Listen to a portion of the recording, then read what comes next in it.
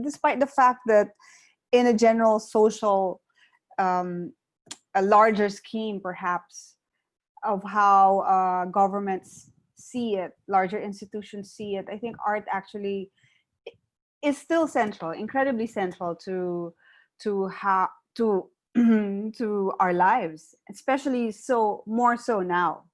Perhaps it's moved away from a very market-based, for the moment, I guess, very market focused engagement. But personally, to all of us, I think it's actually meant a bit more. You know? And it also has brought us back, working from a museum, the one-to-one engagement that art almost always demands from us. A painting has always been an engaged work, an encounter between a person, an individual, and the work and the artist. You know, and I think this has led us back to a very key and core encounter of what art does for each one of us. You know? And perhaps, I mean, I think later on it will become a bit more.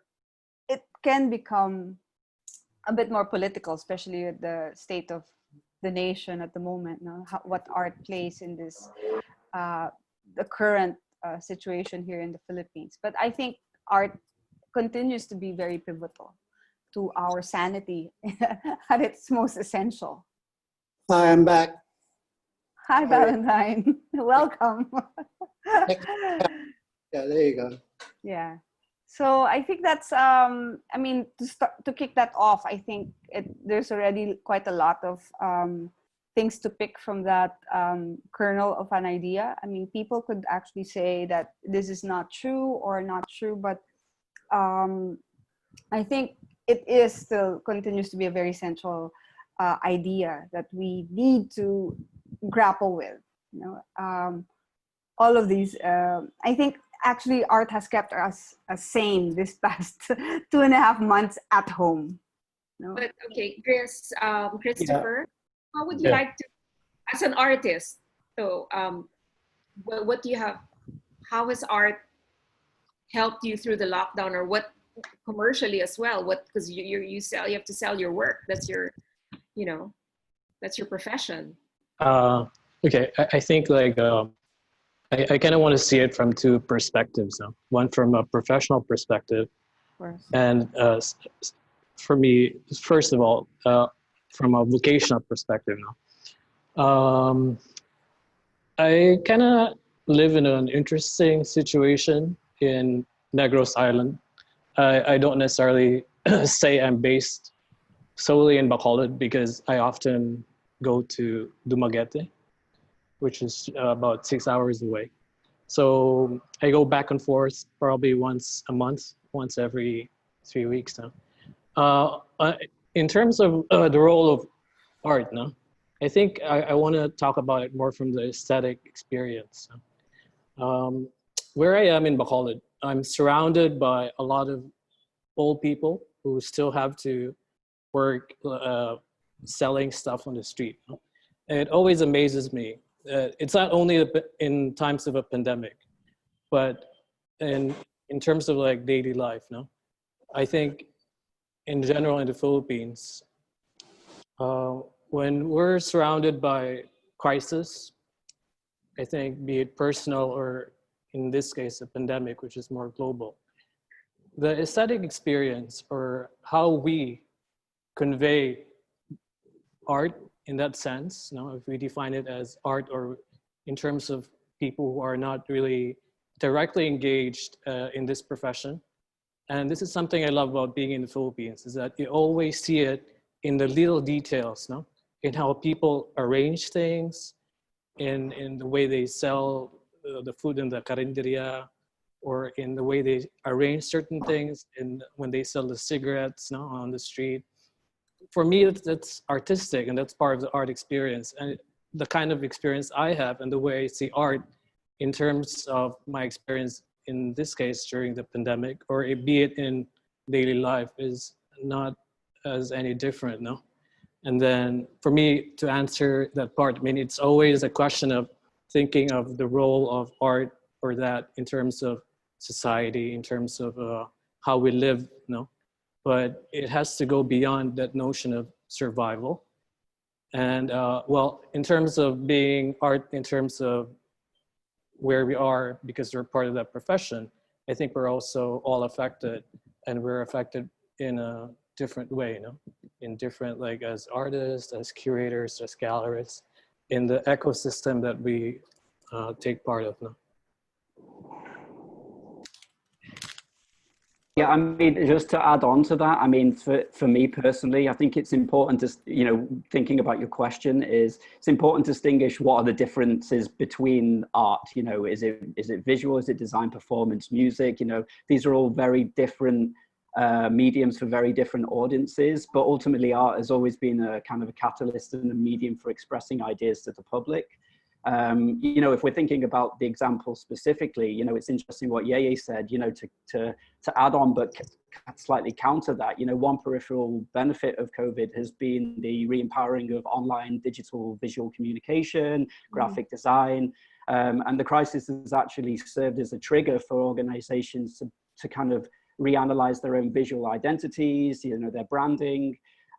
So, you know, an optimistic take on that societally would be perhaps there'll be more importance placed on artists within non-traditional sectors who have typically been ignored because, you know, they haven't been forced into the spotlight. But, you know, artists have always been working and adapting and responding to global situations.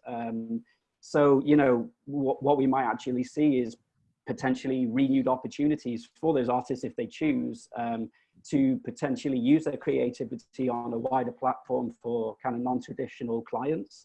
But of course, the cultural sector has always been lowest down the pecking order, as Valentine described earlier. So, you know, for me, what I would love to see kind of an awakening of on a bigger level, whether that be governmental or institutional, is I suppose a change in traditional corporate values to put more emphasis on creatives, because, you know, creatives are the ones that have always worked outside of the traditional norms and outside of traditional boxes. So they're the ones which are actually best placed to reignite and progress this new age that we're in, because you know, we're going to get onto it later, but, you know, for me, it's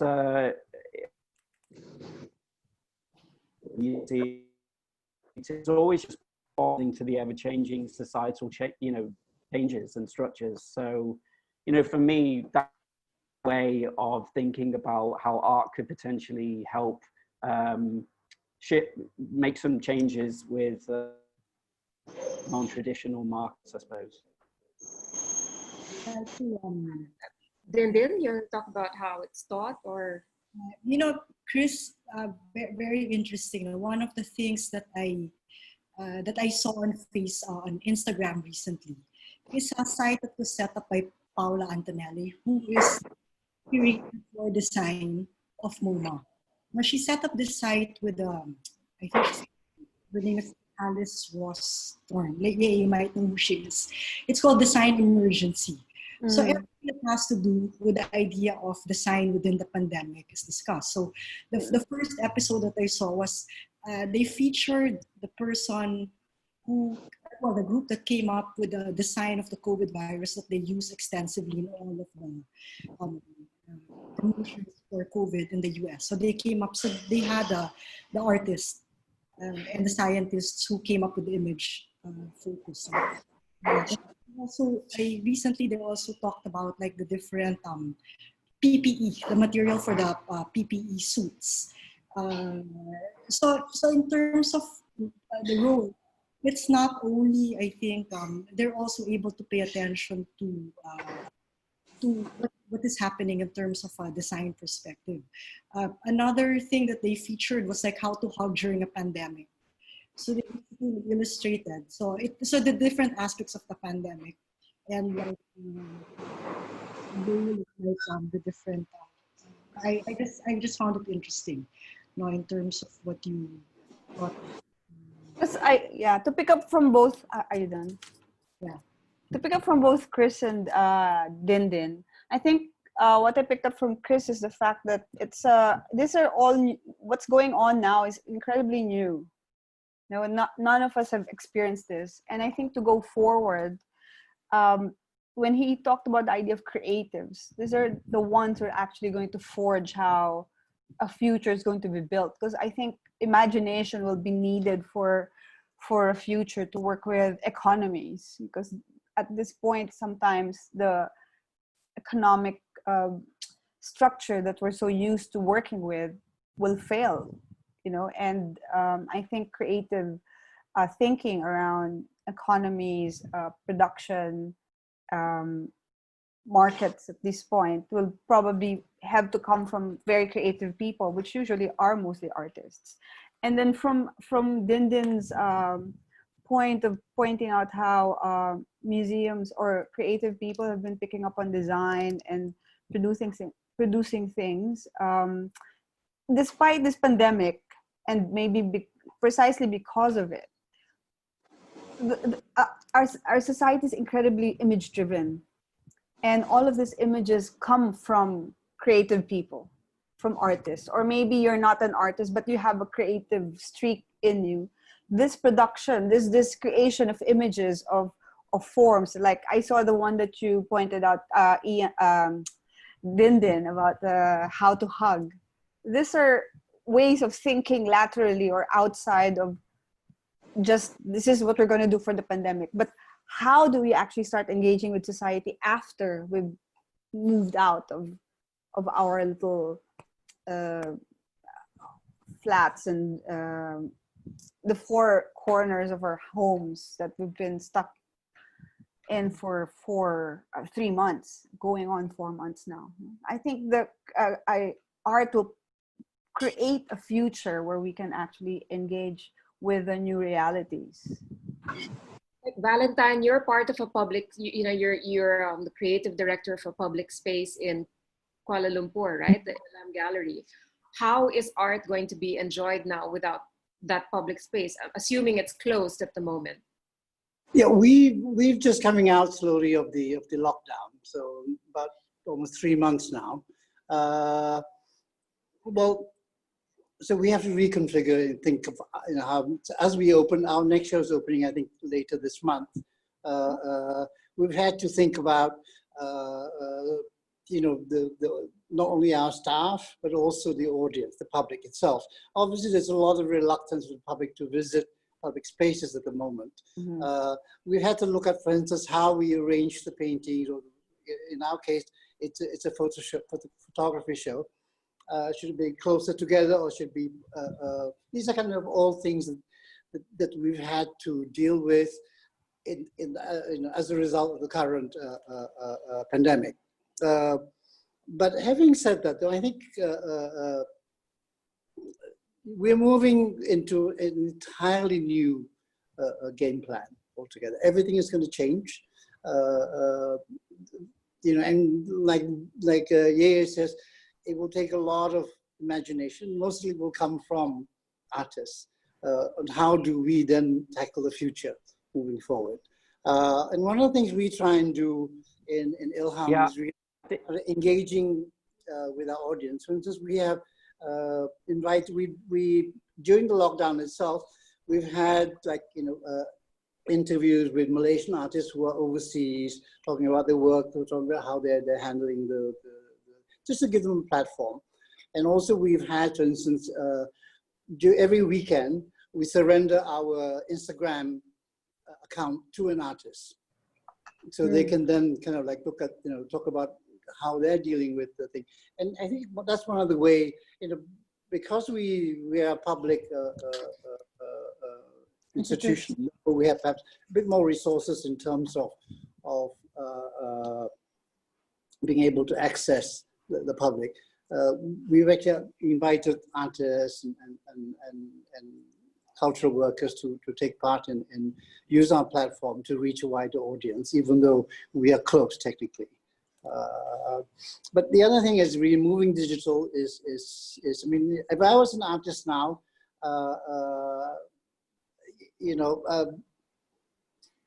I would reinvent myself and listen, get an IG account.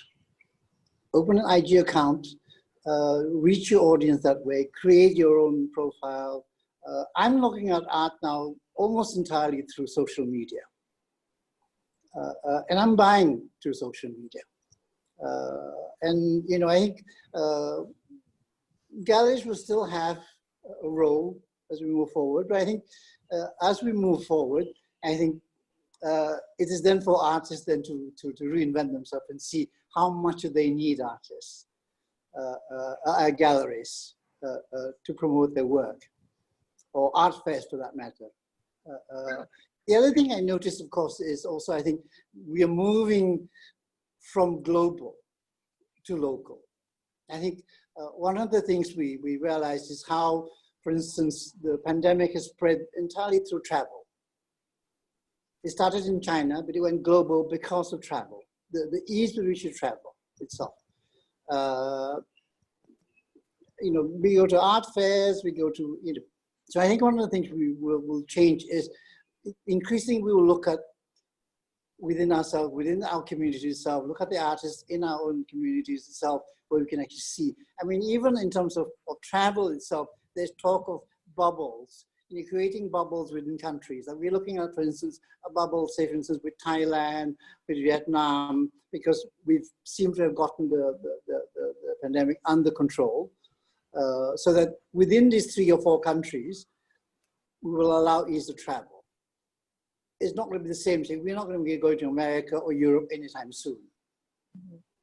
And you know, of course, Hong Kong is also handling. So, I mean, going local, going regional rather than global. Increasingly, you'll see that we will move into a smaller, and also, you know, I think the other thing, you know, of course, nationalism has become a big thing. We tend to blame the foreign, the other, for this pandemic. And they're closing our borders. And that's going to have an impact also on how we look at art and how we deal with how we buy art, how we consume art. It's not necessarily, in the long-term wise, a good thing going back into local. I mean, you know, we're a globalized world. And it's how do we go back to being local and navel-gazing and become smaller people, as it were. Those are the kind of things we have to deal with as we move forward. I think the other thing is art fairs. I don't know how, Dindin, this is especially for people who operate art fairs. I don't know that art fairs is going to survive in the same way that it has for, you know, I mean, also there's been a total explosion of art fairs. I mean, we're all fatigued by art fairs. I think it's a good time tonight just stop, pause, and reevaluate how, you know, how do we best consume and access art now? And I think these are kind of questions that are, you know, it's a good time to think about it.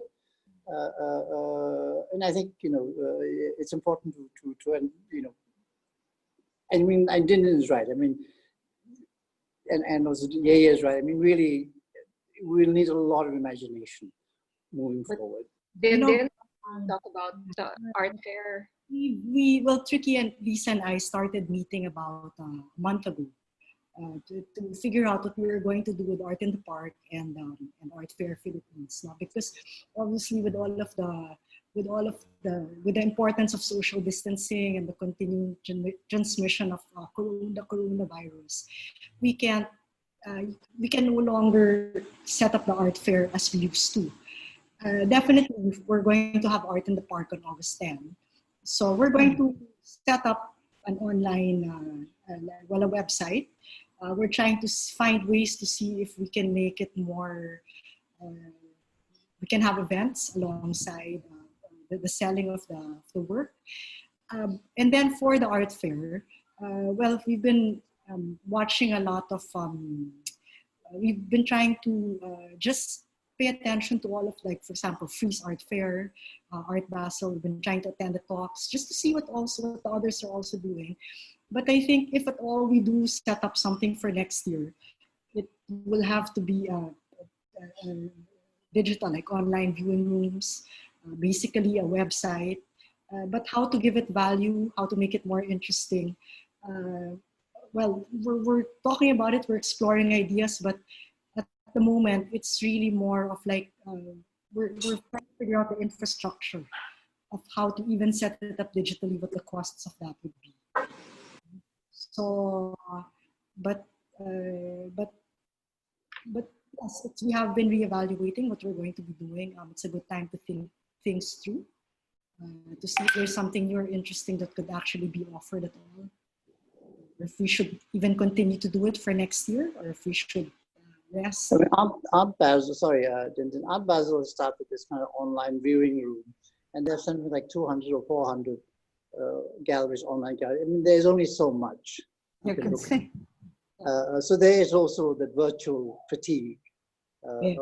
I think artists with their own Instagram account, Facebook account, it's much more personal. I can ask questions of the artist. I can ask about what they're trying to say, what it is they're trying to do. Yeah, I think it can be much more personal, and in a way, that's not a bad thing.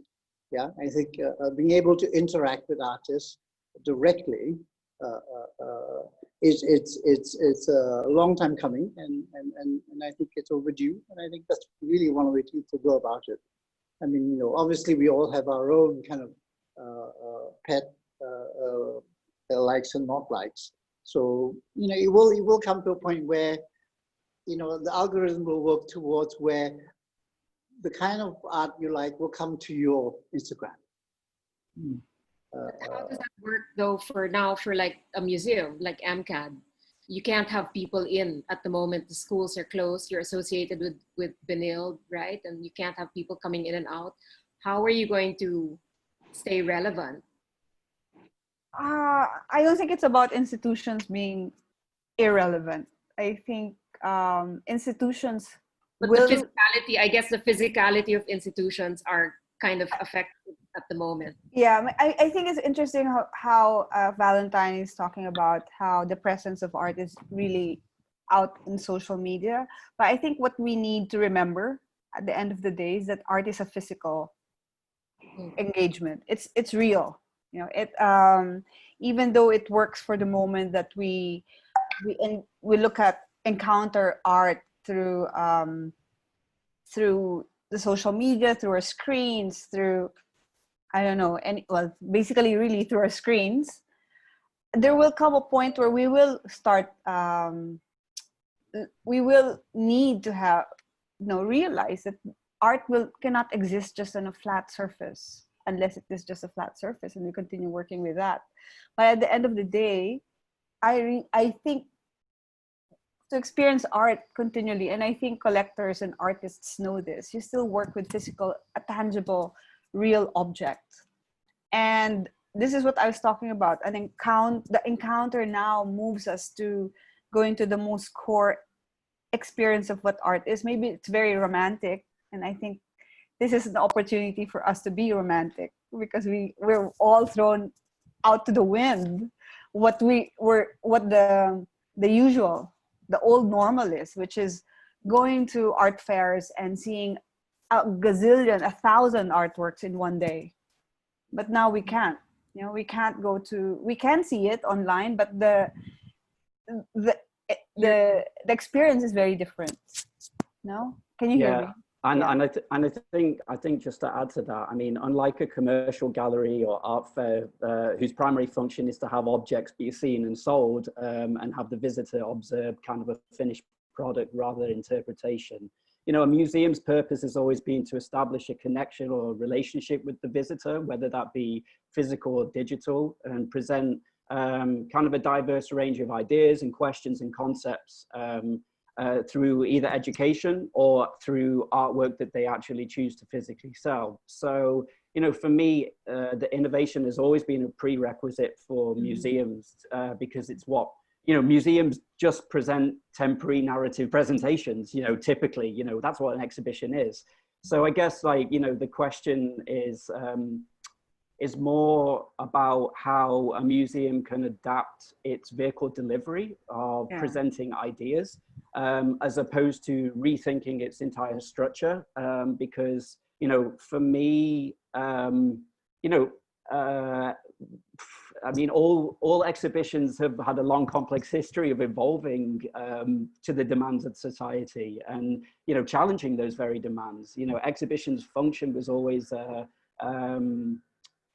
hold a mirror up to force reflection on the interests and concerns of a culture. So to keep it relevant and keep interactions with the visitors in whatever medium. I mean, that's always been the priority of art. So in the showing context, at least for me, and just to tap into that, I think the consciousness aspect is about not so much the delivery of what platform. I mean, it's of course it's important to consider them all, but the metrics of success are now very, very different. Historically, things like visitor numbers were important to museums. That might evolve into interactions or activations. So again, like I agree with what the panel is suggesting, but for me, this is really just another moment, as in all art history, of refocusing attention and experimentation.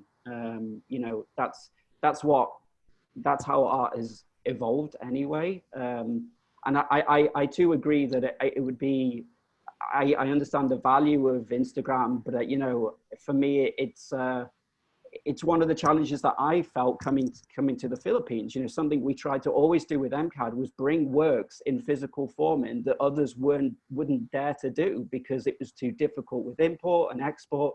But to have the actual objects, it transcends the need to just read about them in a textbook. And I'm not suggesting that Instagram is a direct correlation to that, but I hope you understand what I'm trying to get at. I'll be really saddened if the physical form disappears. And most importantly, I think there should be more major exhibitions and art fairs and everything to continue. More than anything, is a symbol of determination to maintain kind of the creative progression of the sector. Yeah, I mean, I'm seeing some questions about how the pandemic and the situation has affected the programming of MCAD. I don't think it's just us. I think, like Ilham, it has affected how we present. You're saying, how are you going to install, etc., etc. I mean, to put up a show as anything now is incredibly difficult. Now it's already difficult to begin with, and it becomes a bit more complex now because you need to work with so many suppliers, the artists, the ones who are making it, etc., etc., the people who are constructing, and we have to navigate through that reality, and that continues to be a reality for us. The programming, of course, has had to change, and as Valentine very astutely pointed out, the internationalism of exhibitions and art production, not art making, because I think art making continues to be a very local, very personal way of producing, but its presentation has already challenged this our propensity to travel, to see. I was reading last year actually this text on the carbon footprint of curators when they travel, and it's terrible. There was like this entire list of all these top curators, and like one of them has absolutely decimated like an entire forest just for having traveled for an entire year. And for me, that is something that we had to look at. We had to challenge. I mean, the works that we put up in MCAD, of course, we would like people to come and see it. It is for the region, but also it is for a local audience. We have to always think that. But our programming now, it's not bringing in artists, but I think we will have to reorient how the exhibitions are going to be in MCAD, at least for the next year and a half. Because as Chris knows very well, we already plan our exhibitions 2 years ahead, if not more. And we've had to suddenly it's all thrown out in the wind. And we haven't had to, we will obviously have to close some of the shows earlier than they would have. Yeah, yeah. But we haven't really changed our programming. I mean, our next show is a vernacular photography show. The only thing I think we will change is really perhaps not have an opening where there's lots of people, there's a lot of kissy and wine and cheese. So Yeah. we'll probably do away with that, which is not a bad thing. But then, we're not yet at the stage where there's crowds and crowds of people going to exhibition. I think in Asia generally, I don't think there is, as in London, there are queues of people going in to see Tutankhamun or Michelangelo. We're not there yet. So, the kind of audience we have comes in dribs and drabs, and maybe at the most we're having maybe 50 at the time. In a gallery space that is 8,000 square feet, there is physical distancing, it's easy to do. So I think as soon as the government says we are allowed to open to the public, we will open to the public. The only thing I think we will cut back on is really our education program. We have at least twice a month art for children, art for kids. We invite parents and kids to bring the children in, and they kind of start drawing and things in the galleries up on the floor. Understandably, parents are a bit concerned, being taking part in that. So we might just hold that for now. But moving forward, I think we're going to try and keep to our schedule as much as possible, because a lot of these have been planned years in advance.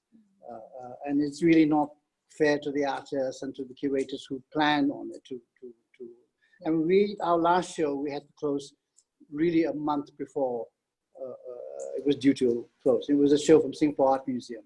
So it was sad that we had to do it, but that was a government instruction, so we had to close it. Would I like to have extended it? Yes, but we have a show coming up, so we'll keep on with the next show. Just move on. I think we can chin up and move on. Yeah, I'd like to ask Kristoffer now, also as an artist.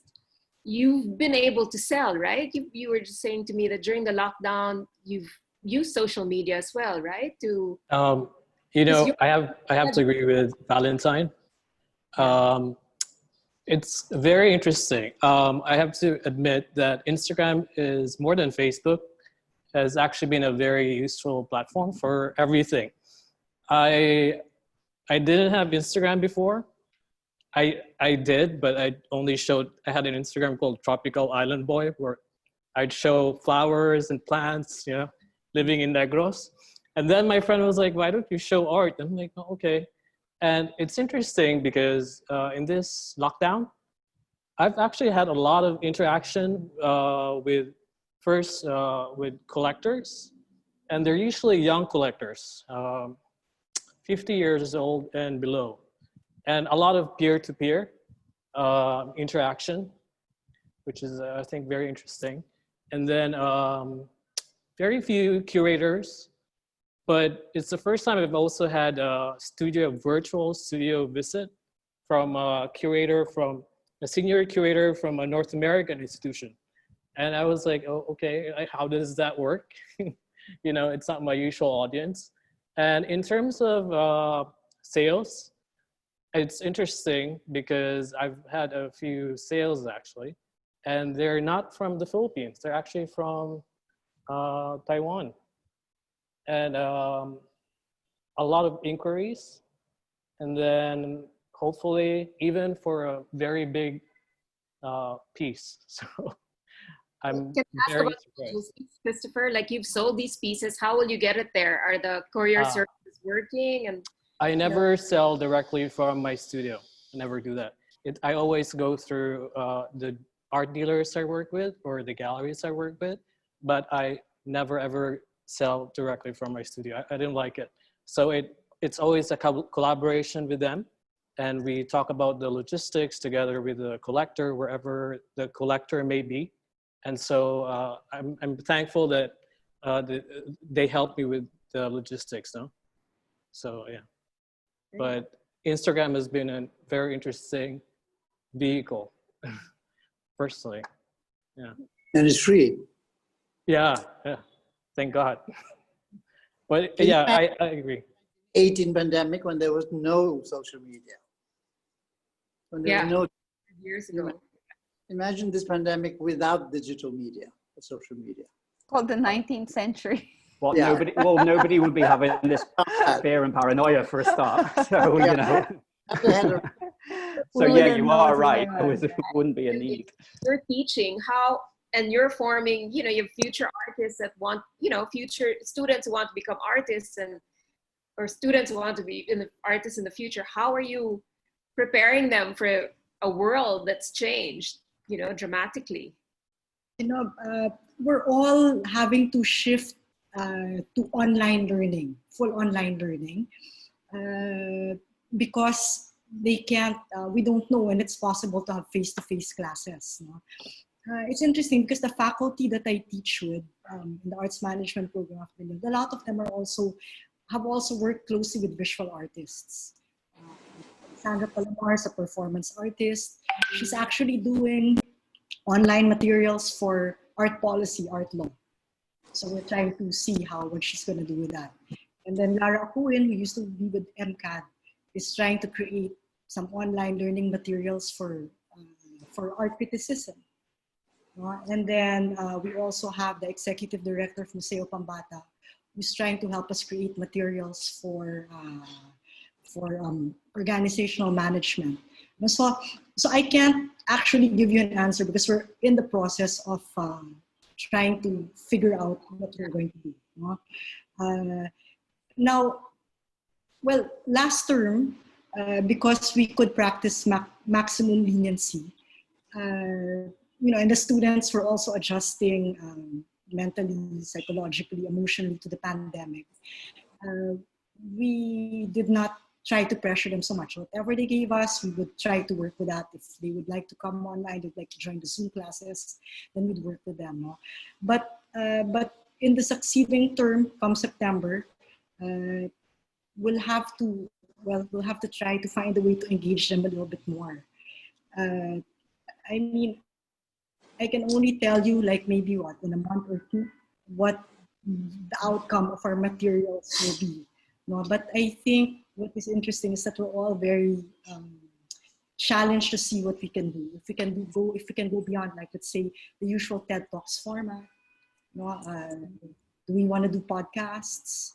Do we want to, like, let's say, I don't know. I mean, there are just so many ideas, but we're really all trying to think about what would really be engaging for students.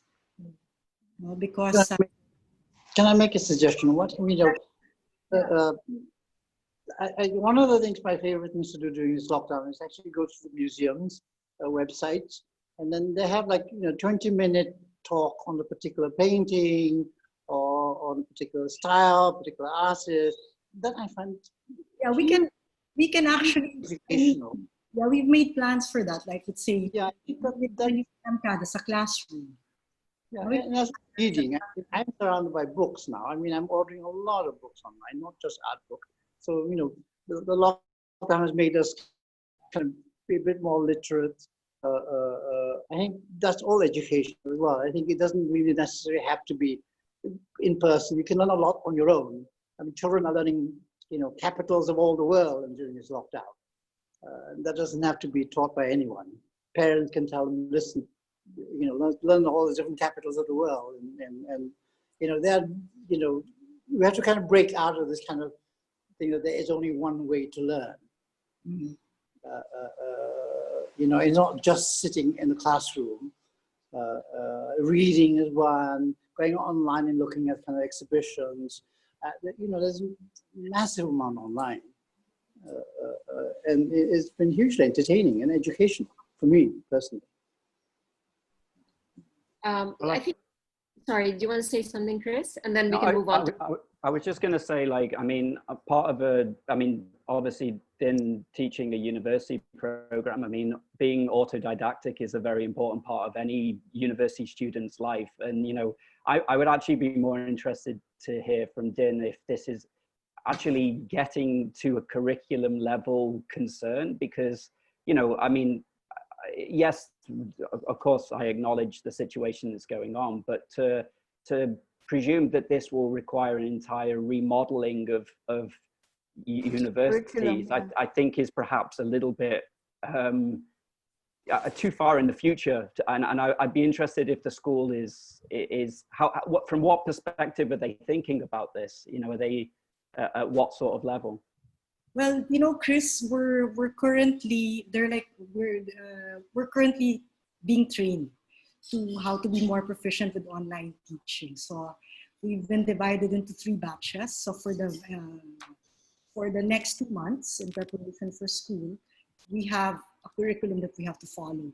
And then the school has also set up a production design team, a production design group that will help us create materials for online. So whether it's a podcast, or whether that's a video, or whether that's designing better PowerPoints, I mean, helping us direct it basically.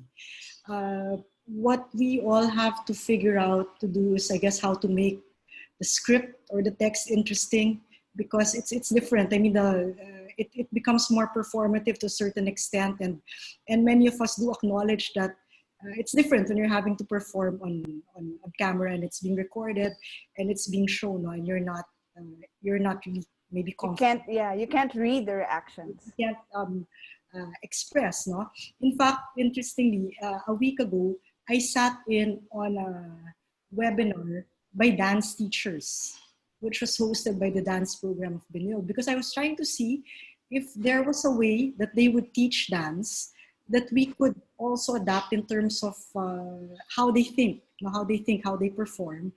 And so they were just like sharing ideas on how to do it. No?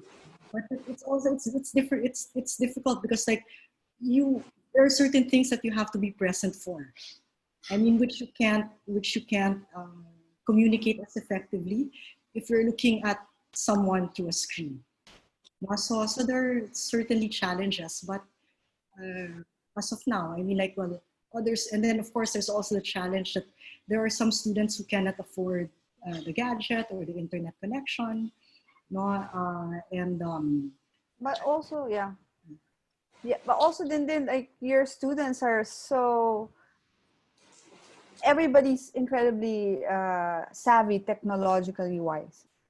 But you'll be surprised because they are savvy, but they don't necessarily have the equipment at home. Yeah. But what I'm saying is that, because Valentine was saying that there's so much to learn online, but these are kids. It's totally different. It's a generation that's grown up.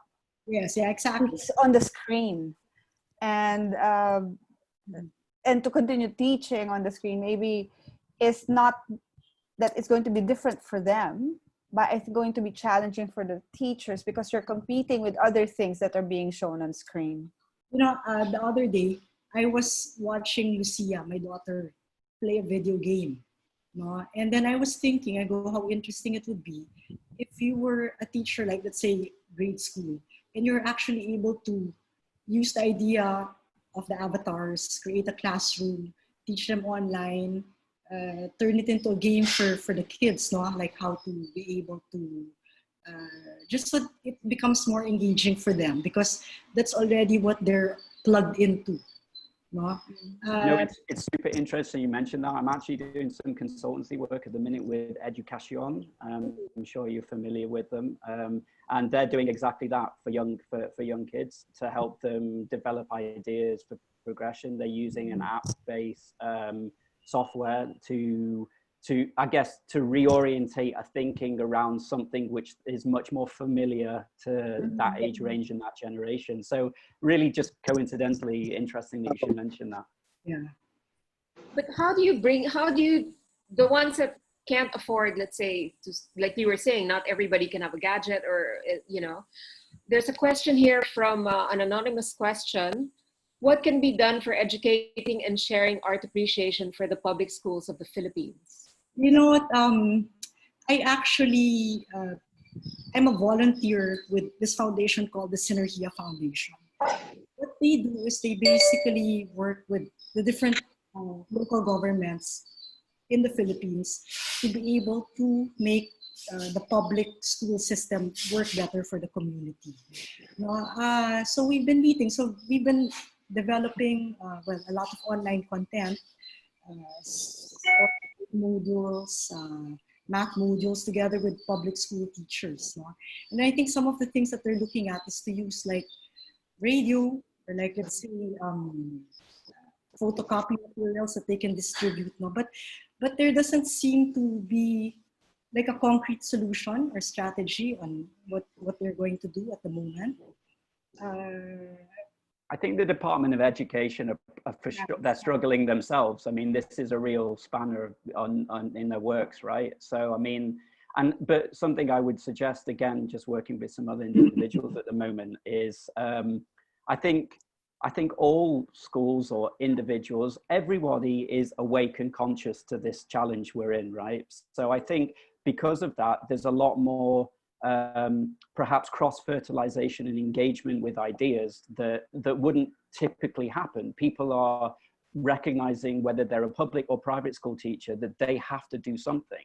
So, you know, I think I would suggest that there's probably more research being done now by individuals personally into alternate models of working that that perhaps is replicating ideas amongst different individuals. I know it doesn't really directly answer the question, but I don't think there is an easy answer to that question, because I don't think there is one at the minute, if you would agree, Din. I think, Yeah, sorry, go ahead, Valentine. yeah, you know, this will pass. I mean, we're not going to be in lockdown forever. Yeah, I think in Malaysia, we are easing out of lockdown. So I think, you know, we're not canceling, you know, face-to-face teaching. That's not going to happen. It will survive. It's just that this is a great opportunity for us to learn maybe new techniques of learning, new ways of learning, new ways of teaching using the digital format. And then when we move into the new normal, is to combine the two. Have the physical, actual face-to-face plus the digital. Don't go into the you know, post-pandemic and go back to the old ways and forget that, you know, we got to be face-to-face and we cannot be doing screen time. The new generation is all screen time now. Half the time is on screen. It's not necessarily a bad thing as long as there is a limit to how much time you spend on it. It's really how to harness that. It's as we move into the new normal. The new normal will include a combination of both the physical teaching and the digital. I think it's a great opportunity for us to now reorient and look at that way moving forward, that we're not dependent entirely on one method or the other. But then, okay, from there, let's go to art as a business. So we've talked about art, you know, formation of artists and all that on the educational level. But with the current economic situation, what is the outlook for the market, and what are the opportunities for emerging artists, and what also how art galleries are going to have to make adjustments? You know, that one of the kind of things about this pandemic is we're going to go, you know, all of us are having more debt now, you know, because, you know, we're not earning as much, we may be borrowing more, so there's perhaps less disposable income. Yeah, unless you're at the very top, you know, 1%, where you're still buying, you know, Jeff Koons and, you know, all the other stuff. But, you know, so there's going to be less disposable income, I think. I think galleries will have to rethink how they you know, sell art, how they make, how they treat artists. I think maybe they shouldn't be charging 50% commission anymore, in view of the fact that they are, you know, the artists will have other ways of accessing the market now. So those are new realities they have to live with. Gone are the days where you can charge 60% commission for basically going to art fairs, you know, putting up, you know, doing logistics, all the, you know, doing publicity, doing catalogs, you know, an art fair will have to change. I mean, art fairs is completely, you really have to rethink how the art fair is going to move forward now. I mean, the big art fairs, you know, themselves, I don't know that, you know, the Basel company will survive this. You know, I think, you know, you know, if they lose one art fair, that's 50% of their total annual turnover. you know, and in Basel, they lost two. They said they lost both the Hong Kong one and the Basel one, and maybe even the Miami one. I mean, they have no income. So, you know, really have to rethink all of this. I think one of the central things artists have to do is like, now reassert yourself. One of the days when you depend entirely on galleries, you know, take hold of your future, rebrand yourself. There are other ways for you to promote yourself. You're in a better position to negotiate with galleries now. And, you know,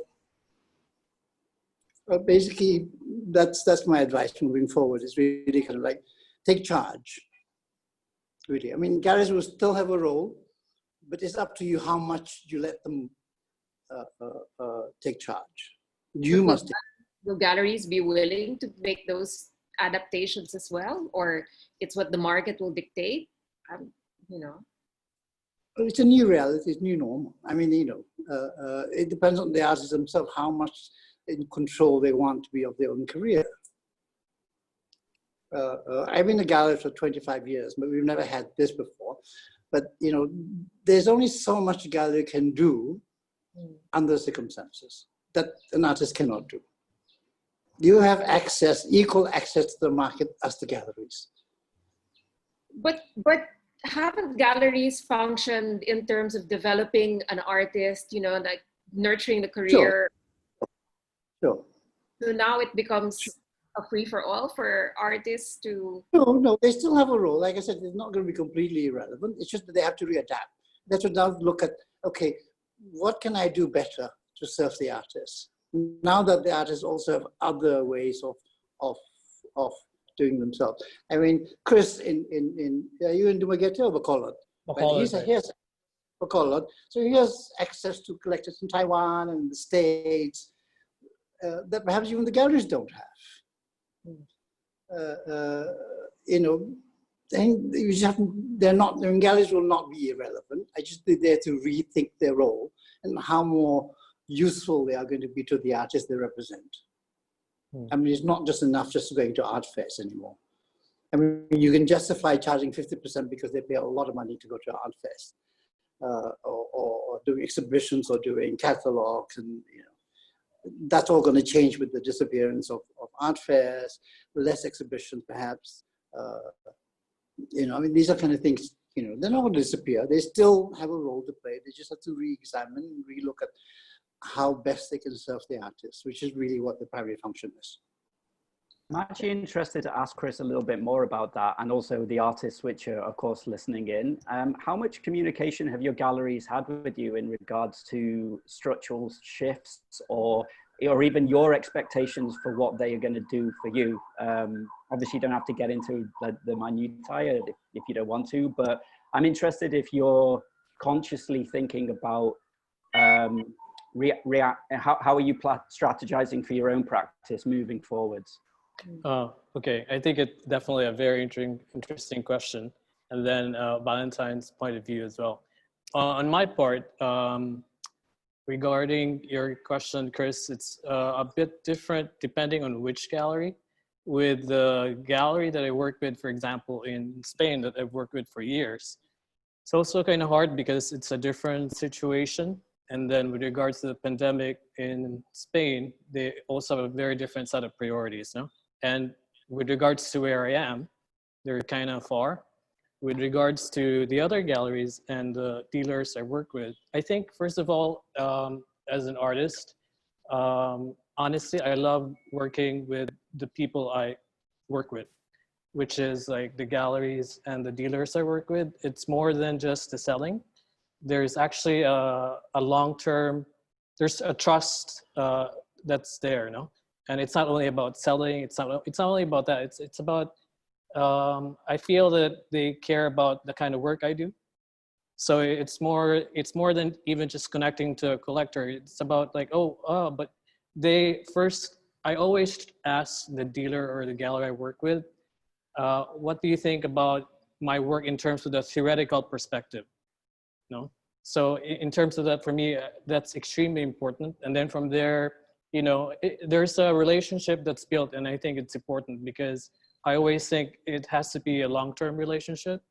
And so with that on my part personally, the galleries I work with, we have like during the lockdown since March or even February, we're definitely in constant communication. And so the projects we're thinking of in terms of like, for example, I love working with the public space. So even like a year ago, I've already started doing painting in the public space, stuff like that. So it's more about reassessing, rethinking about public engagement, no? And how do you think where I am in Bacolod, because for example, right now, I don't actually exhibit here. And I also don't like to always exhibit in a white cube. I don't think it's necessary. So I love working in the public space, just putting a painting on the street or whatever. So I love doing that. And I think it's part of something that as artists, this pandemic is an opportunity to reimagine what you can do in terms of different levels of engagement, no? In terms of what does it mean to engage with the public? What does it mean to produce in terms of the materiality? And so I think in terms of that, the relationship you have with your dealer or your gallery needs to also understand where you're coming from, no? And from that perspective, and then when they understand that, and they also understand the needs that they have, because for me, I understand like sometimes artists, they don't understand how hard it is for a gallery to participate in a fair. I understand very well because like there's just so much involved, from the financial perspective. We prepare a year and a half in advance, 2 years sometimes, but we always think of it from a theoretical perspective, never from a selling perspective. That's something I really don't like to do. So for me, as an artist, in terms of relationships, I think galleries are vital. I think dealers are also important. And with regards to what Valentine was saying, I think there's a lot of reflection that needs to be done right now in terms of artists, and not only with collectors, not only with galleries, not only with curators, no? But there's a lot of that right now. We're still in that stage of thinking about the response. And then at some point, we have to think about the reimagining of the kind of situation we're in, no? Because we're not going to be in permanent lockdown. But it's not so much about the idea of lockdown. It's about learning from what we're in right now. And so I think it's, as artists, we have different ways of understanding our own position in terms of the locality that we work in, and in terms of our notion of where we think we are, Like on my part, I never think that I'm only here, because right from the start years ago, I always feel that I'm both in Spain and in the Philippines. Like a lot of my personal and social relationships are not here, they're in Spain. So I have I'm constantly talking to my friends. I'm very engaged in terms of what's happening there culturally and artistically. They have very different set of priorities, Like even in the Philippines, it's interesting because there's a lot of online auction to raise money for PPEs. There's a lot of it, I actually participated in the one in Cebu, but that's not happening in Spain. And it's more about artists asking help from the government for subsidies, And it's also interesting because that can happen in the Philippines, probably because a lot of the work that's being done in the Philippines are object-based, Like paintings or sculptures that can be assimilated easily in the art market, And also the idea of representation in terms of gallery representation is not as strict in the Philippines than it is in Europe, for example. We're in Spain, I cannot just go and participate in an online auction with my work, It has to go through the gallery that represents me in a particular place. So I think in terms of, as an artist responding to this, I also have to think about in what context, in terms of being here in the Philippines or in terms of being in Spain, because they have different, there's a different set of things that people actually are trying to think about, Super interesting, thanks. It's really interesting. Can I just move a little bit towards the institutional side of things? This is a question from Renz Baliot. I think you've talked about it a little bit, Yeyey and Chris, but maybe a bit more specifics. How has the pandemic, I guess, changed the programming of MCAD? As you said, you plan your exhibits 2 years in advance. And corollary to that, what can people expect from institutions like museums in general in terms of accessing and experiencing art and exhibitions? Yay, you're mute. Can you? Yeah. At least for us, at the moment we had lockdown, we sort of already had conversations with my team because we have to rethink, fast forward. Because the entire panorama of the future is unknown, basically. But we already started looking at timed visits. We're a free museum, so it's not really ticketed. So we just launched the redesign of our website, so you guys can check it out and see. But we've already installed there the capacity to actually reserve an hour, because what we'll do is really rethink how visitors will have to engage inside the museum. We can't have, we have to think as well. This idea of having a lot of people inside the museum is a very Western-based idea, because museums need money usually in the West are publicly funded. And because they're publicly funded, there is this necessity for them to show that the funding serves a large population. So it's always been very much pushed to have more people in. Marketing is very high, etc., etc. No? So I think this is it's quite a Western push for having a lot of people in a museum. And Valentine actually pointed out that here in Asia, you have millions of people going to the Tate, for example, or MoMA. But here in Asia, we don't have that much. But also, I think it's because we don't have for one, here in Manila, in the Philippines, we don't have that much funding from the government for art, for institutions, for exhibitions. We have a little, and we're thankful for the little that we get from the NCCA, Dindin. But we have the capacity to actually not be burdened by the need to have so many people in, because it was never something that was pushed down our throats, saying that you have to have, because the tickets were the ones which were making money for some of the museums, ticketing, and because we're also free. We really need to rethink the framework of how institutions run, and that's what we have been looking at. And there's a question by Freddie Achillizan, and it's true, we have to start looking more at public programs, but even public programs have to be rethought.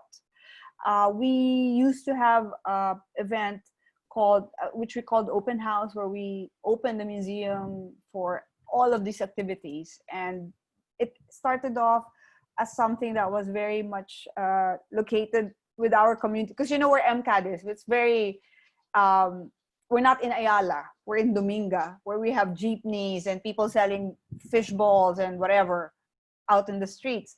So we were actually focusing on that market to bring them to the museum, and we call it Open House. And it's grown larger, but now we've had to cancel it. So now it's not happening. And this is what I mean. We've had to rethink public programs. And because exhibitions are less accessible, not only because less people get to fly. Anyhow, one of the challenges MCAD has always had is its accessibility. So it continues to be a challenge. It continues to be something we have to try to overcome. So we've had to rethink public programs, and how the form that it will come out as continues to be experimental. I had a conversation with Dindin several weeks back, And we were talking about what are we going to do, how are we going to address all of these different not just ideas, but a public, how do people walk around in space now? You know, everything is physical distancing. It is a very, sorry, it's a very, sorry. Yeah, it's a very different space that we are entering in. So, but Dindin said, you know, Yeyey, everything we do now is experimental. So the idea of failure is not failure, because we don't know what it is. We don't know what success is in this milieu. We don't, and it's very true. So what we deem to be success or failure in a time pre-pandemic is up for grabs. You know, we don't know what are the level. You know, it's not as strict. You know, ethics, professionalism, the engagement of artists with galleries. It's now different. It's very, very different. You know, it's not challenged in a bad way, but I think it's challenged to how are we going to forge a future? How are we going to forge things that we're incredibly used to? But, you know, a future is not something we know, or we try to plan for it. You know, exhibitions, we try to plan for it as much as far as we can, but the things that are thrown to us on the way there continue to, we never know. No? So I thought that conversation with Dindin was so, you know, took out a lot of stress and anxiety because you're still working within those parameters of how are we going to make it a success? How many people are coming? But now it's not.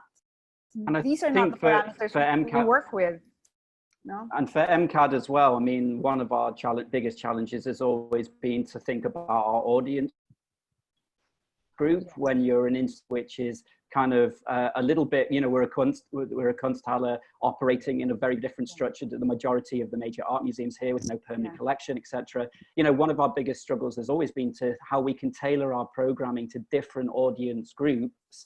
And so really what what the discussions need to be now is, of course, just how can they be a lot more targeted, you know, not only for the new audiences that we hope to reach out to, and that can be done by partnerships. I mean, something that I think is an opportunity for all of us here, whatever the sector, is, you know, the increased scope for less silo working and more collaborations, so that, you know, ideas from their core can be worked on collectively, to allow for, of course, alleviation of funding and all these financial challenges, but most importantly, to tap into different audience groups with different identities, different presences, different interests, just to try and flush out what's going to be the priorities moving forward. Because, you know, for us, you know, we just came off the back of a large strategic plan, and that was a process of saying we were 10 years old a couple of years back. You know, how can we move forwards?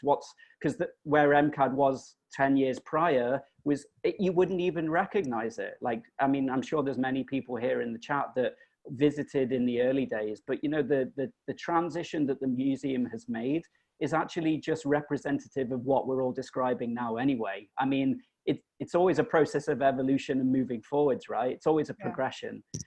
So, you know, for us, you know, as a, you know, and as the museum, like, I think that adaptation is just something it's just going to continue, you know, because we've never really, as Yeyey said, there's never been the, well, there's all, of course, the internal pressure, but we've always been experimenting anyway, you know, that's never stopped, you know, and I think that's what makes a good museum, you know, to be honest. You know, the museums that I respect the most are the ones that go against the models of working that have been enforced historically, you know, the ones that have challenged and focused not only on the local, but the regional and international mindset, being connected to, you know, the bigger ideas, but also, you know, what's relevant. You know, for MCAD, it was, you know, it was never relevant to, you know, house a massive name as a solo show because it's out of context of what's happening in the Philippines. You know, you know, if there's one aspect that I think that needs to be considered by us all is, you know, how do we all react to the expectations of the public here, you know, and not just the public, but the workers, the cultural institutions, the artists, the galleries, you know, we're all, as was said right at the beginning of the talk, we're the lowest down of the pecking order in societal structure. So, you know, I'm hoping that we can find a mode where we can collaborate a little bit more effectively with not only people here, but around the world, because, you know, they're going to be reaching out to us just as much as we are to them. And I mean, that's, for me, that's very exciting. That's great. Yeah, it's true what you say, though. I mean, a museum shouldn't be a static thing, right? It evolves in time, it adapts, it constantly, you know, reinvents itself and redefines itself. Now, I have a question for Dindin. As part of the NCCA, as I think many of you know, Dindin was recently appointed the new head of the Visual Arts Committee of the National Commission for Culture and Arts, the NCCA. The question is, the magazine industry migrated online early and used its capacity to do videos, interactive programming, and other internet-based capacities to engage with their audiences. Many museums here do not have capacities with those skill sets to transform art in their collections into the image video formats that are what the internet caters to. Does NCCA have any programs to help museums have those capacities to use online platforms more effectively? You know, how the NCCA works on the different committees is that the committee members set up different grants. So it would really depend on the grants that are being, the grants being offered by the different committees. No? So what you should do if you're interested in that is maybe to talk to a few of the committee members and tell them that it would be good if you're able to offer these types to create more digital platforms. Just so you're aware of what it is the community needs. They're normally very responsive. They're willing to listen. At least those who I've talked to. But recently, the grants that were approved for this year have to be rethought of for the time of COVID-19. So I don't know if it will mean setting up new grants that are with that money that cannot be used for projects, or it will mean being able to use or changing the manner of presentation to adapt so they could be used so they could be more suited for a digital platform. You know, so I don't know if that answers your question, but you can ask them. You can actually ask the committee members to see if they can create grants that are suited for the needs of the community, and they would listen, I think. Okay, this is a question from Renz Baluya to Kristoffer. He says that although I agree with Valentine that creativity is the key to really adapt in these trying times, the feeling of uncertainty and anxiety are affecting our capacity to be creative. As an artist myself, I, along with other creatives, experienced a sort of a block, especially during the first months of the pandemic. Have you felt this too, Kristoffer, and how did you overcome it? I'm still overcoming it. Okay, like first of all, when lockdown happened, I actually kind of locked down earlier than the lockdown because I also worked with a team in the studio, no? So we prepared like a week, about 10 days ahead, no? Like all of the projects in terms of production. I think in that sense, I'm kind of very organized in the studio. But I also personally suffer from attacks of high anxiety. And they still happen to me. And one thing that I was very conscious of not doing in lockdown was production. I did not want to, there are two things that I think for me, no? One thing, when you talk of production, you think about art in terms of the profession you're in, no? In terms of an artist. I think differently with the term to create, no? So for me during lockdown, of course, I'm not the only one with anxiety, you know, Renz is feeling the same thing. But it's very hard for me because first of all, where I am, I actually don't have a social network. Most of the social network I actually have is in other places, no? And so for me, it's very hard. Although I'm very used to always being alone, but it's extremely hard.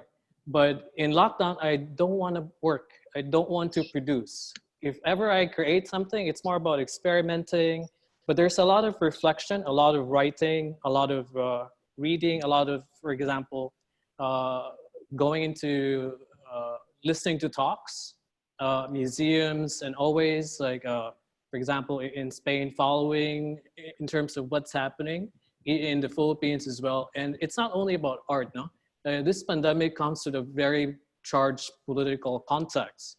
And I think as an artist, and it's not only me, like especially with here in the Philippines right now, we should become, that should be part of the kind of thinking that we're in, no? To be aware about it, because it's part of the context that we're living right now. And I don't want to create work that responds to that immediately, because I think on my part as an artist, it becomes an illustration or cathartic, no?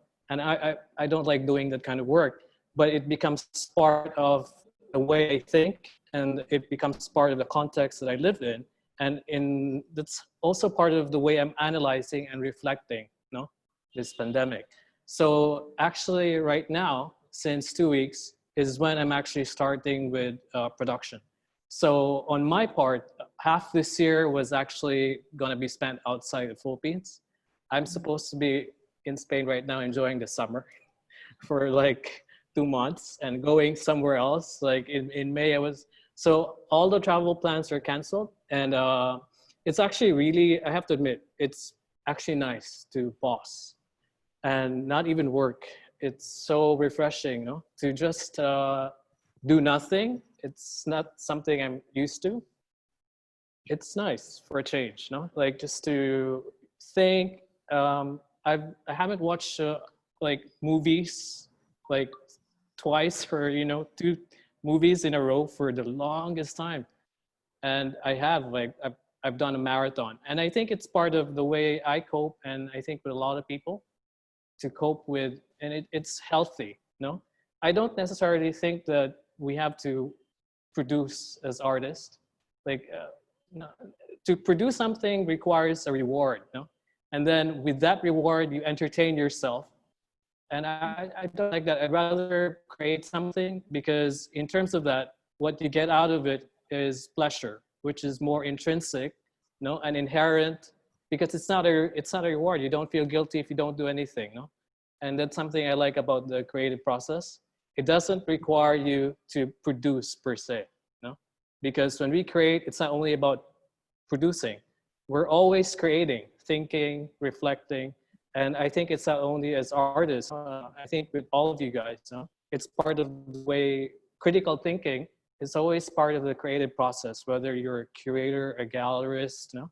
Or whether you're in charge of a program or an institution. It's part of it, and we're all doing the same thing, because it's not only me, no? Everyone, this is a unique situation for everyone.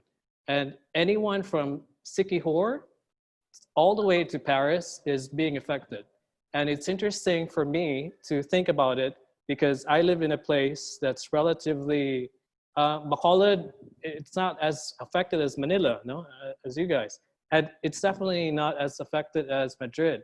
Like somebody very close to me just went through COVID and 3 weeks in the hospital. I swear to God, that is not easy, no? So even in terms of what's happening in the pandemic, it's very real to me, because I have somebody very close to me that actually went through it, no? So, I mean, we respond differently, and as artists, we're not apart from that, no? We're the same as everyone else in terms of how we're affected, how we are affected, obviously the level of, it's different. So now you talk about in spite of us being in all our lockdown bubbles, there's still an interconnectedness then within, all over the world. Yeah. So this brings me to another question from one of the attendees. The accessibility of institutions, public spaces, and public life beyond the art world is affected not just by this pandemic, but the longer lasting multi-generational effects of climate change, which could bring about more pandemics, hotter temperatures, and other events that are bound to change and shape public life. In the case of Manila, which is projected to be increasingly flooded in the next 50 years, have art institutions, museums, and spaces planned anything in response to this? This made me think of MCAD because of your location. One problem at a time, guys. Jeez. No, it's a really good question. It is a really good question. I mean, something that is obviously challenging for us is even when we're agreeing to loan and borrow work from, we have to fulfill, an international standard of checklist basically an international list of priorities to even get to the point of having the work agreed to us. For us structurally, we're a bit fortunate because we're fairly modern, as in only 15 years.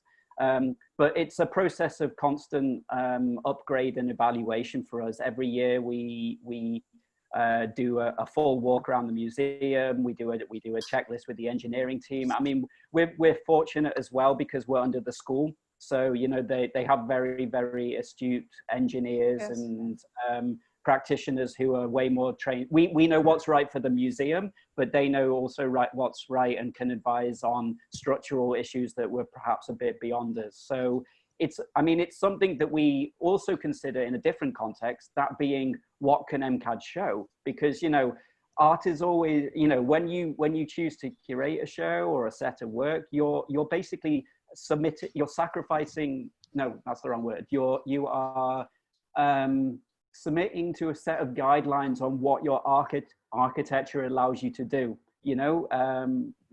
That's a consideration, I think, for the exhibitions that we've done. We're a very large space with large ceiling height, which is both an opportunity and a challenge. Some artists say no to us because of the space. So it's a really good question. Yeyey, do you want to add any more to that? About the ecological effects of us going to be being flooded in the next 50 years. Well, we already get flooded now, right? So that is true. Yeah, every time there's a storm, we have to go running to the museum to see if any damage. So we're very careful when we do installations because we do know the shortcomings of the building as well as its strengths. But of course you never see it, but every time we do installations, we're very aware of that. As to the future of, for us, I think, as an institution, we don't have a collection. So I think we're less affected by it. But if you're like the National Museum or let's say Ayala or something, or the Lopez or, any other institution which has a huge collection, Ateneo, for example, Vargas, all of these have huge CCP, which is like, on reclaimed land. These all hold collections, and these are, I think it's more problematic for them. And these are, I think a lot there. It should be thought out how some international museums actually don't hold their collection within the space of their museums, and they're all off-site. So maybe that is one way to think about it. But this is a totally different seminar or webinar or conversation. But it's not just the Philippines is going to be ecologically challenged. New York is going to be underwater as well, not just us. No. So I don't want to even think about MoMA's work going underwater. But for Manila, for MCAD, we don't have a collection to worry about. So that makes us lucky. if we do go underwater. But the last part of your question about possible move out of Manila, well, part of our programming through MCAD Commons is we actually have been doing exhibitions in other parts of the country. So, but this isn't a response to ecological or building constraints. It was more of a, we felt it was very important for metro-based institutions to have a connection outside of just Metro Manila. You know, Philippines, there's many artistic communities and groups. And so, you know, it would be great. Something we began to explore was the notion of how exhibitions can travel, orchestrated by MCAD, but yeah, absolutely, into other parts of the country. Now, how that progresses now is, of course, another very big question, but it's certainly an ideological value that we prioritize as an institution. Definitely, I think that would be fantastic. Because I think, more than, I mean, this is something that nobody's actually talked about, but I mean, budgets for institutions are now at an all-time low.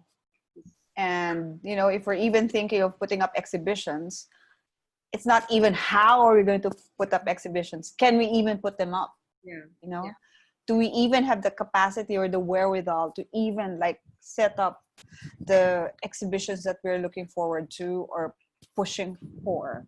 But I think that's something that is a very is very real, especially even for us. Yeah, it's very real. Valentine was talking, and when we started today, he was saying about there was something in the Straits Times in Singapore about artists being non-essential workers, right? There's something in that. So, like, I have a question here in relation to that from Karina Bolasco. Is this pandemic changing the way you look at art and how it serves the community that it may live in dignity? Since, you know, you're not going to get funding, it's low in the priority of funding, and, you know, and then there's no access. I mean, apart from digital at the moment, the access to art is a little limited. So, how, you know, serve a community and, you know. I think the question, the survey in Singapore was firstly, I think, in the context of a pandemic. So, you know, as a doctor and a nurse and a garbage collector and a hawker center person more essential than an artist? Sure. But does that make the artist less essential? No, certainly not worthless. But I think we also need to look at how the public perceive the art world, artists in particular. For too long, I think we've been, to say the least, a bit elitist. The only time artists gets column interest in newspapers when paintings are sold for $1 million US. So people get the wrong impression. When you go to art fairs, you have to pay to go in, and it's very elitist. It's wine and cheese, and you know, kissy. So that whole kind of idea that the art world lives in a very separate bubble, I think partly we are to blame for it. And so there's this tendency to look at art as a world separate from reality. And I think we need to re-examine that. Although I think the Singapore survey is a kind of different, it's done in a different context. And the artists there are rightly outraged by the idea that they're worthless, the idea that they're non-essential. But it's an important kind of time for us to look at, you know, where do we fit in the great scheme of things? And again, you know, we should look at this pandemic really as an opportunity, as a challenge to re-examine everything that we've taken for granted. You know, and part of it is really about our role and within society itself. I mean, you know, the obvious are obviously, you know, we are a mirror of society.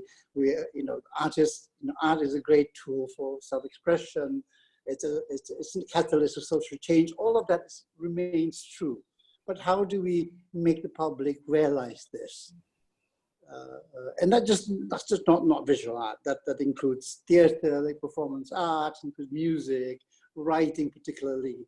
And I think one of the things we try and do in Ilham is when we do programming is, you know, I come from a non-academic background. I come from commercial art world. I've always, you know, making what is in my galleries accessible, so I don't have, you know, paragraph that runs, a sentence that runs to a paragraph.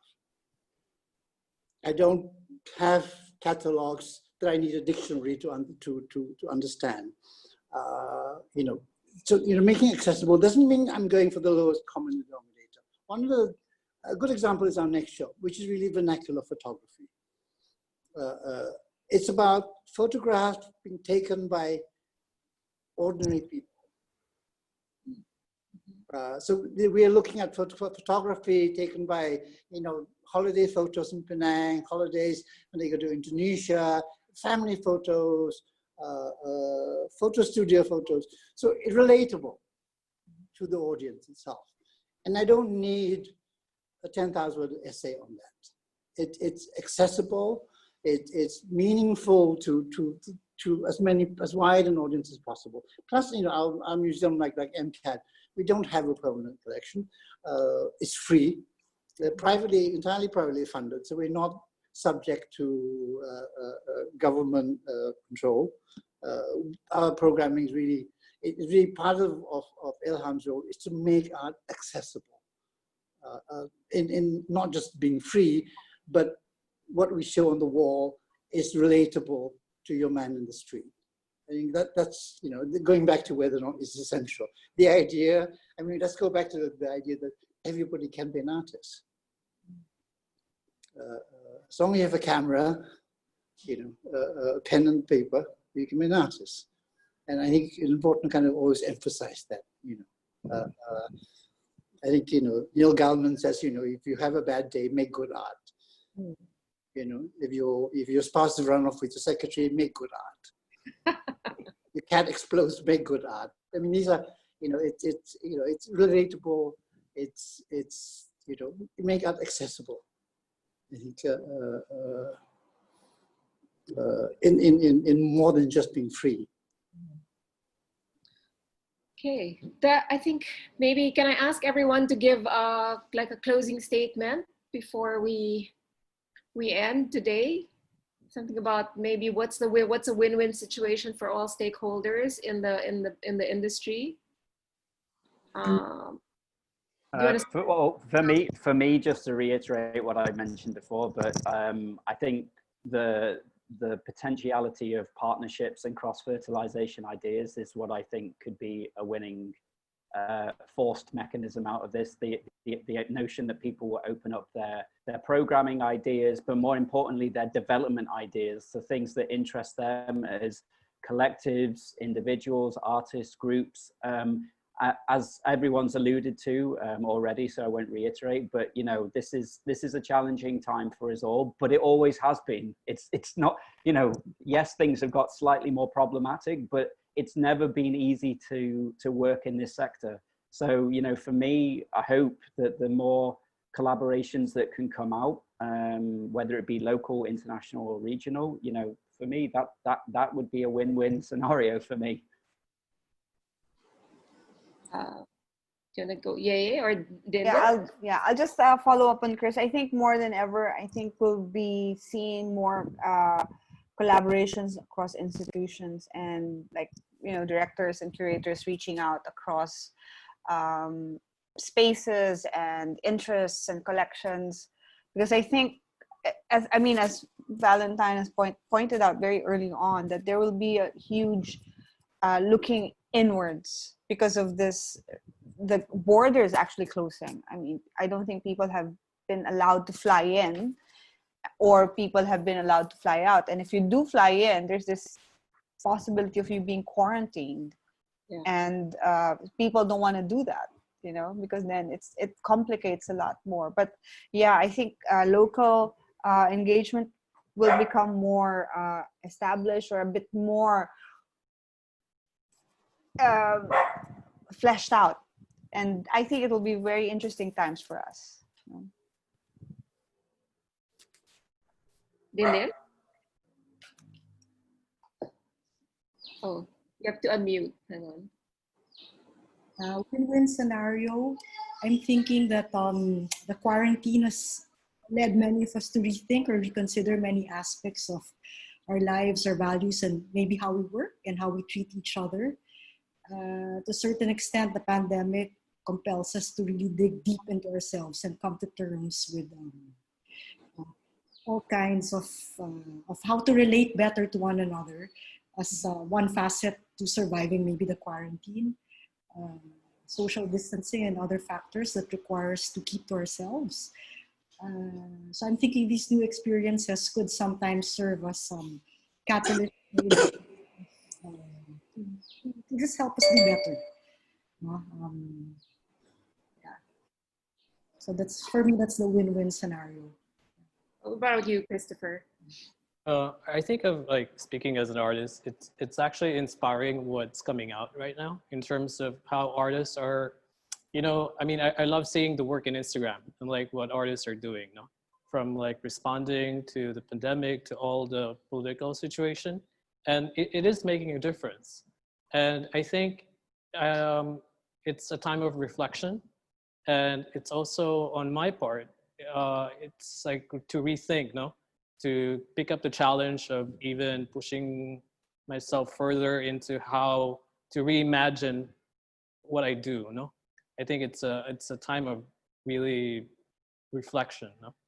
And on the other hand, no, aside from the part of the creativity, I really hope that in the Philippines, you will see so many more grassroots initiatives taken by artists, and not only responding to this pandemic, but in terms of collaborating, whether it just be like a group of 3 or 4, no, whether it becomes something formalized or not, but it's something that I really hope that will really take off, you know, like that we ourselves will take the initiative to create grassroots based initiatives, no, that respond to not only the local of where we are, but thinking in terms of like the internet has allowed us a platform to actually be heard and be seen, you know? From Instagram to Facebook to other social media, you know, platforms.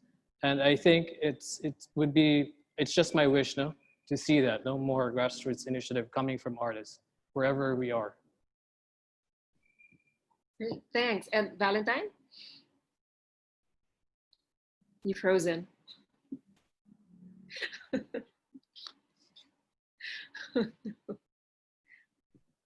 Are you there, Valentine? Well, just to add to that, while there's some silence, I'm noticing there's a lot of our colleagues in the actually signed in today to listen to this talk, which is really fantastic. And I think, you know, what Chris just described begins with dialogue amongst individuals, right? So, you know, I think there should be open ears or open eyes for emails to potentiality of what's to come. I don't know what's happened to Valentine. I think he was having some technical issues today, but maybe I can, before we close, I'd like to read out something from one of the artists. I'm not sure which Achillesan is this. Yeyey, would you know? Alfredo. Oh, Freddie. Okay. He says, thank you for this comment, by the way, Freddie. Our collaborative practice is mostly geared on social engagement, and with the pandemic, we felt that there is a need to rethink, and this is an opportunity to reformat our work. Interestingly, we have more projects and invitations now from institutions, an indication that there is a call or a need for public engagement. And this is, I guess, a chance for everyone to reframe our art practice and art in general.